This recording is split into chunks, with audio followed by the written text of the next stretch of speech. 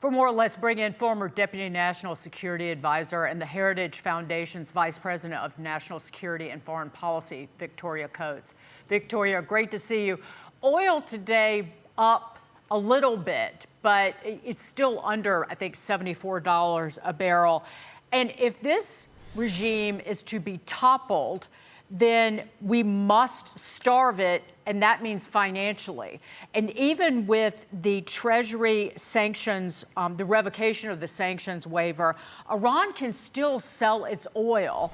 And even counting the oil that's at sea right now at a discount, it would be able to fetch about $4 billion. It won't be able to settle those transactions in dollars, but that's it. The only way to stop Iran from selling oil and making money is to reinstate that blockade. Is that necessary? And will President Trump do it? Well, Dagan, Brian, great to be with you, and I hope everybody had a wonderful 4th when we had that huge celebration and the folks in Iran had the big funeral, and I think that contrast was very telling. And, you know, Dagan, I strongly agree. I don't want them to sell a single barrel, and I am fine with reimposing the blockade, but the fact of the matter is that $6 billion, $4 billion, $10 billion, that's not going to save them at this point. The projections right now is that that economy is going to shrink 6% this year. That is shrinking, not just small growth. They're actually going to contract by 6%. You can't go on that way. And so by revoking that waiver for oil sales, not that they were selling that much anyway, because they're not a very good seller, that people don't really want to put their trust in them, that's just not going to save them. So we can, in many ways, just sit back and watch the slow motion train wreck that Secretary Bessent has put in action. So does that mean that the American people should expect this kind of pattern of, I think you've used the term, others have, mowing the lawn to go on for a long time? If Iran hits ships, we hit them, then we step back, see what happens. But there is no kind of decisive finish the job move, Victoria? Is that what people should expect? I don't think this is necessarily going to go on for a long time, Brian, just because what Iran is going through is so dire. And the sites that the president directed us to hit tonight, these are going to be electricity generating plants. Next come the bridges, other critical infrastructure. They just can't go on like this. And it was interesting. I'm just back from Iceland, of all places. I visited the place where President Reagan met with Chairman Gorbachev of the Soviet Union in 1986, almost 40 years ago. And that set in motion a 2-3 year process that brought down the Berlin Wall. So I wouldn't see this as a long-term thing, but it might be a little bit of a process like that, where they are sowing into themselves right now the seeds of their own demise.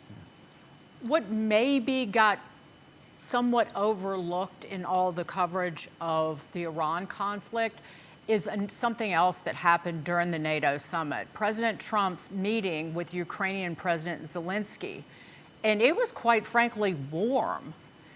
President Trump granting him a major request on Patriot missiles, said signaling he would consider granting a license to produce this type of interceptor to help in the war with Russia. Listen to this. Look, it's a defensive weapon, which I like, better than an offensive weapon. It's the best. We're going to give a license to you to make Patriots. That's pretty cool, right? Larry. This way you can't complain that we're not giving them enough. I say, make them yourself.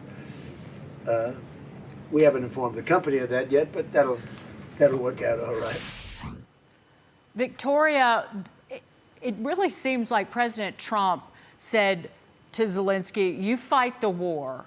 And they have pushed Russia to the brink, to the point that Russia has had to cut off exports of diesel and distillates today. And now President Trump steps up. No, this is critical, and this is 18 months of President Trump's approach to Ukraine, which is the mirror opposite of what Biden was doing. And bear in mind, President Zelensky was asking President Biden for this license for the PAC-3, the Patriot interceptors, to be able to manufacture those in Ukraine. Now, I understand there are some sensitivities around this very elevated technology. We want to make sure this is an export okay, if you will, version of this that they can do. But this is the sort of thing, as you said, it allows Ukraine to defend itself rather than the American taxpayer being on the hook for as much as it takes, as long as it takes. President Trump is bold enough to take this step. And I think, this could be decisive for Ukraine. And the other important point here is we get a cut of this, 20 or 25% of their production. They replenish our stocks rather than we dilute our stocks to supply them. Well, it's a relationship that's certainly warmed over the past year and a half or so. I'm old enough to remember an Oval Office meeting that was, just a little bit feisty there. That's changed quite a bit. Victoria Coates, great to see you. A little bit. Thank you very much.